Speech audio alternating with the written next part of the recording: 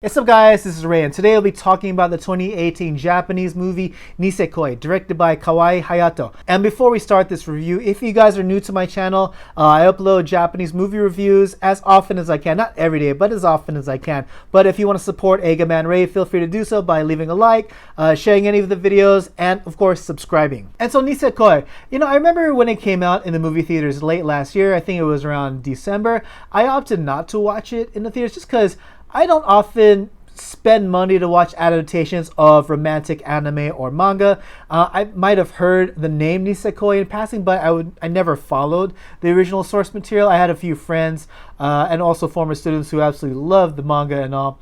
But I opted not to check it out. But after watching this movie and also checking out the director's filmography, I realized this is the same director as My Love Story. That's a romantic story based off of I think it's technically a shoujo manga, but I absolutely love the live action adaptation because I feel like it was definitely as much for a guy's point of view in the story as it was for a girl's. And I feel kind of like Nisekoi is almost familiar ground when it comes to that. It stars Nakajima, Kento, and Nakajo, Ayami, the latter of which I've seen pop up in more and more movies as of recently. And these movies are mostly, if not all, romantic stories or adaptations of romantic manga, but I've seen Nakajo Ayami pop up in more movies as of late. But Nisekoi is kind of a spin on the old-fashioned Romeo and Juliet kind of story. You have the two main characters, Raku and Chitoge.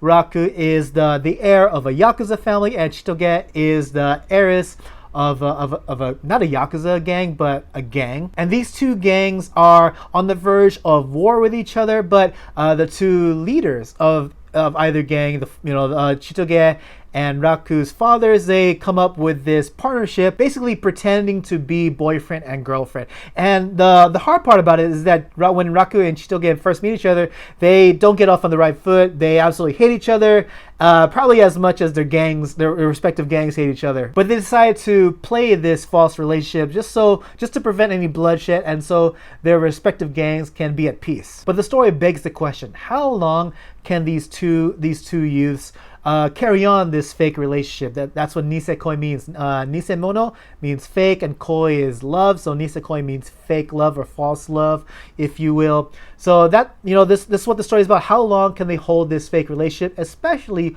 when Raku finds himself trying to get at other girls, or other girls are trying to get at him, as you would have in a typical romantic manga. So when it comes to the positives of Nisekoi, this movie is extremely over the top when it comes to the way it displays its emotions, expressions, its antics. Anything is just way over the top, and I kind of like it. That kind of energy, that kind of playfulness. Like you have a lot of slapstick humor. Instances where Chitoge just slams Raku on the ground or tosses him into the other side of the room, or even when Raku goes on to his fantasies where the most extreme thing would happen, the most worst situations, and everything is played for laughs.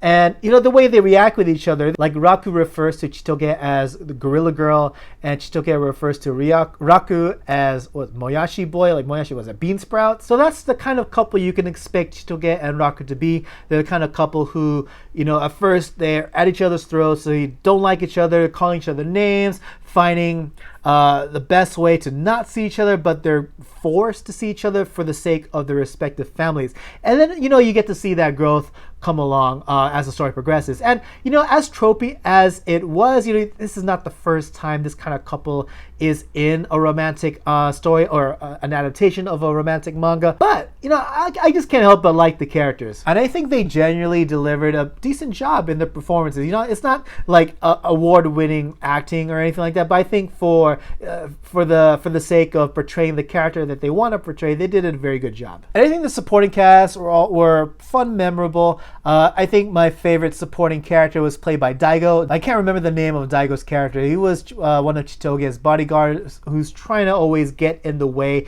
and test Raku out to see. He doesn't believe their relationship from the start, so he's always trying to get in the middle of things, trying to really test Raku's love if you will, for Chitoge. The way he forces himself into these situations is hilarious. I think, yeah, out of the supporting cast, Daigo's character is definitely my favorite. And I thought what they did with editing and music was quite fun. There are many instances where you would think it would be going into a very tropey, romantic, dreamy segment, if you will, where you got the kind of the romantic anime-ish music playing, and then it just stops suddenly, and it brings you back into the story, into this world. And it's played for laughs for the most part.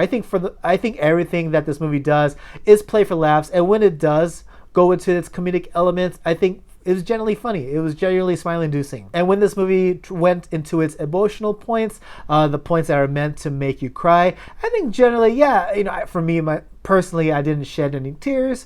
But I can see, though, for any fans who really dig that kind of stuff, that it would get them. And when it comes to the negatives of Nisekoi, I feel like there was one character in particular that felt just kind of dropped in there just for the sake of having familiar characters populate this live action story. And that character is Tachibana, played by Shimazaki Haruka. I can tell that she was something in the source material, but in the live action, she was introduced as having this this big role as a potential rival to Chitoge for the love of Raku.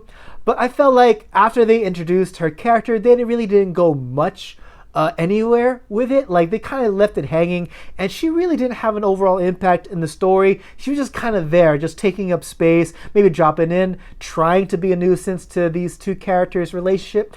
But I think just as an overall impact to the story, I don't think she really had anything to do with it. Okay, like, there was probably one instance in the final act that she was actually useful, but I think up until that point, she was just dropped in, just like I said, to have a familiar face in there, and maybe to play off some laughs, just for some comedic parts, but not really anything to contribute to the story as a whole. And I think when it comes to the story, for the most part, it's pretty predictable and pretty tropey when it comes to its romantic elements, especially, save for the reveal of Raku's childhood crush. Like, there is in the beginning of the story, you get introduced to this childhood crush of Raku, who he's constantly trying to find. When you get to find out who this person is, I thought that was probably the only surprise of this story. I think everything else was pretty tropey and pretty predictable. Granted, that doesn't mean it wasn't enjoyable. But yeah, I would say for the most part, it follows the same kind of patterns as you can expect from a romantic manga or romantic anime. But overall, what do I have to say about Nisekoi? You know, I still think it was a lot of fun. There are a lot of points to enjoy about this movie. And you know, this is definitely for fans of romantic stories to come out of anime and manga. You know, granted, I don't know how well they adapted the story, but I can tell they cut out a lot of content, you know, just specifically looking at Tachibana's character. She was kind of, like I mentioned earlier, she was kind of in it just to take up space.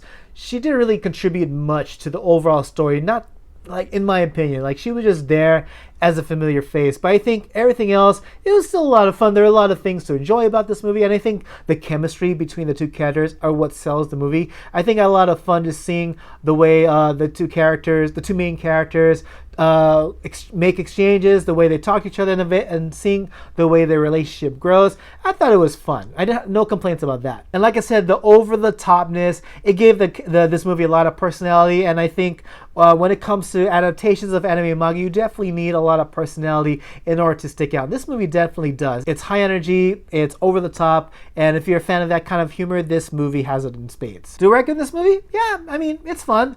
I think if you're looking for something light, something cute, something very anime-ish, and especially something that's very animation in terms of its romantic story elements, then yeah, this movie is fun. If you're looking for something more serious, maybe not. But if you're looking for something more on the light side, then yeah. But anyways, yes, those are my thoughts on Nisekoi. What do you guys think? Please let me know how good or bad of an adaptation it is. I am definitely curious to know. Please let me know in the comments section below. Don't forget to like, share, and subscribe. Hit me up on all the social media channels. And of course, thank you to my patrons over at Patreon. Without you guys, I wouldn't be able to produce the kind of content that I do for this channel. But yeah, that's about it for me, guys. Thank you so much for watching, and I'll catch you again in the next video. Take it easy.